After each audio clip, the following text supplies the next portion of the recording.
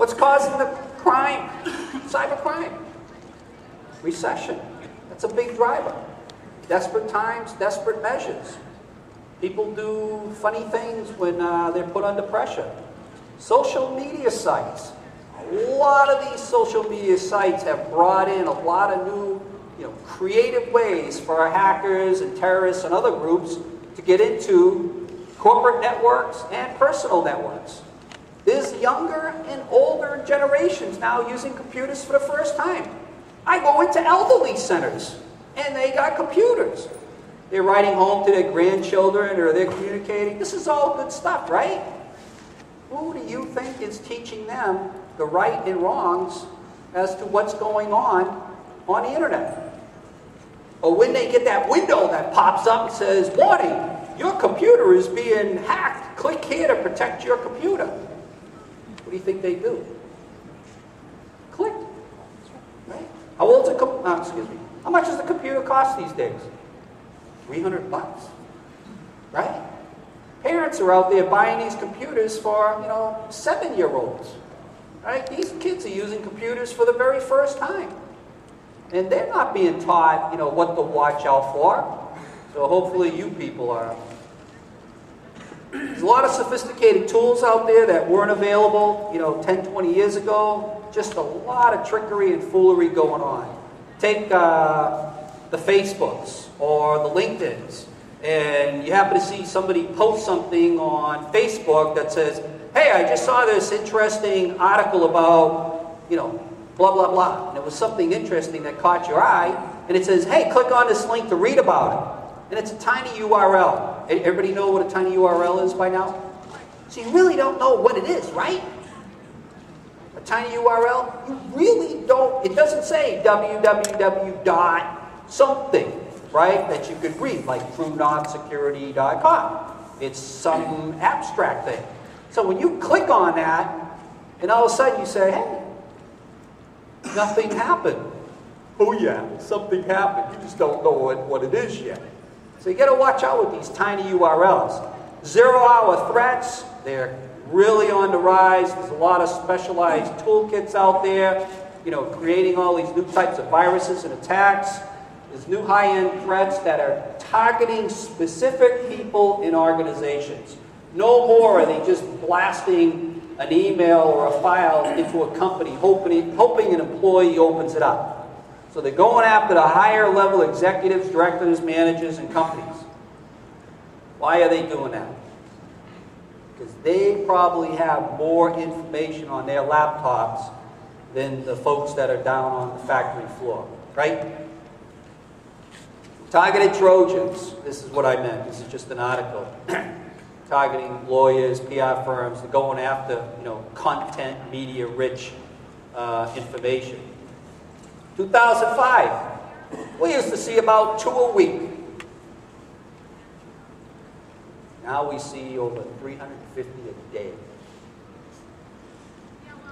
Look at how many applications are out there for Web 2.0. And this is a feeding frenzy for a lot of the hackers and other types of individuals out there that are trying to get into your networks and your systems. And some of these you probably are members of, right? I'm on Facebook, I'm on LinkedIn. Hey, I usually connect with people on LinkedIn, so if you ever want to follow me, go to my LinkedIn and I'll connect to you. But my Facebook is pretty well locked down for family and friends, close friends. But this is where a lot of the hackers live and breathe. And there are new websites being brought online daily that just have malware built into it, hoping that you'll just visit the website. There's a multitude of threat vectors, certainly a lot coming from these social media sites, and I mentioned some of them already, the Facebooks, the MySpaces, the LinkedIns, for example. A lot of rogue third-party applications. These plugins for Farmville. How many of you in the audience play Farmville? Nobody better raise their hand. These tiny URLs. Translations. I'm starting to see a lot of emails come through in foreign languages. Spanish, French. I got challenges with anything outside of English. My wife speaks 3 languages, and God bless her. But I get an email, and it's in Spanish. And Spanish is pretty common, right? And I look at it, and there's a URL in there. Well, I can't read what it says, but I see there's a URL, and what's your instinct? Right? Rogueware. All kinds of rogueware going on. There is absolutely no industry being left behind today. The old days, it was all about government. Now, everybody's fair game. Financial, Heartland, retail, Hannaford's, education. Oh, God, I got more education sites that have been breached. I don't have enough slide room. Medical department, government. North Korea attacking American networks a few years ago, right? China hacking into NASA. That's nothing new to me. Israeli, attacking Iran, shutting down all their networks at their nuclear plant. Did you hear about this? Huh? Remember their nuclear plant was supposed to come online and they had technical difficulties? Right? Well, somehow there was a virus that was put into their network and they couldn't bring it online. And they never seen anything like it. Where do you think that came from? I don't think it came from Israel. The cyber warfare has begun. I truly believe this. There's a lot of tools out there, Metasploits out there. Check that out. Multitude of regulations, more here than, I need multiple slides to talk about these. A lot of future threats. They're going to be pretty similar to today. They're going to use more stealthier methods. Usually, user error is going to be the way of malware to your computers. Information leakage. It's going to be coming from neglect and theft. Watch out in those parking lots or in an office area where you see that thumb drive that's laying there, and you have that urge to pick it up because it's like, whoa, an 8-gig thumb drive I just found. I'm going to plug it into my computer. Guess what? You don't want to plug that into your computer. Best thing you can do, smash it. Don't even give it away. Just destroy it. You have absolutely no idea what's on that thumb drive. And I got some people that say, oh, I'll just put it in quickly and see what happens. It's like, what are you thinking, right? Tempt to click emails, tempt to click IM. I got an instant messaging, and all of a sudden I get a window pop up. Hey, hi, I'm Betty. I'm from Russia. I'm like, what does Betty want to do with me? Get away from that. New computing environments, new targets, voice over IP, cloud computing, right? SaaS, social media. Protection requires not only technology, but also education. And how do we best protect ourselves and our data today? Well, you need to deploy antivirus malware protection. No doubt, no question about that. You need some type of intrusion detection technology in your network. You got to start encrypting your hard drive. Right? Anybody ever lose their laptop? If you haven't, think about your laptop being stolen or being left somewhere and all the data you got on it that somebody can read. Encrypt your hard drive. Get those operating system updates. Educate your users. Everybody in your company needs to know what they can and can't do on their computers.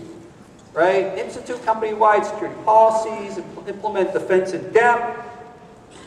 There is no silver bullet out there, guys. I don't care what any vendor is going to tell you out there. You can't depend on any single technology. You need multiple technologies in your network. No doubt about it. Cybersecurity attacks are very costly, damaging, and they disrupt your entire business operations. Ask anybody on the IT side, when you have a virus that's spreading through your network and IT's got to start shutting down services in the company or saying you can't use any of these social network sites because they don't know what else to do, this really becomes a nightmare, right? Attackers, they're very sophisticated. These are not dumb people. They're very bright individuals, groups, well-backed, well-funded, and they're highly motivated. I just came back from Indonesia. That is one of their big businesses over there, to hack into company networks. They get paid for it. And the government turns a blind eye to it. Okay? I could have bought an AK-57 over there for 50 bucks. I couldn't figure out how to get it home though, so I had to walk away. I'm into guns and stuff. But everybody has limited IT resources today, right? It's not like you have a lot of resources that can go around and chase a lot of these dopes that are on your network.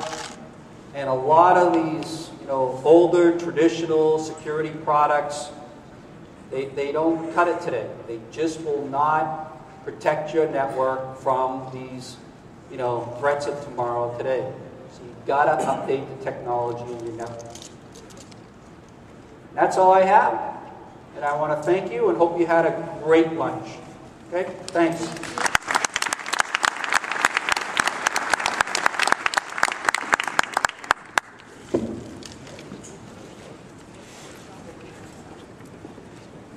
Thank you, Ken. We absolutely appreciate the time on the presentation this afternoon. A couple comments as far as taking a look at your program guide. Here in about 10 minutes, we have the data protection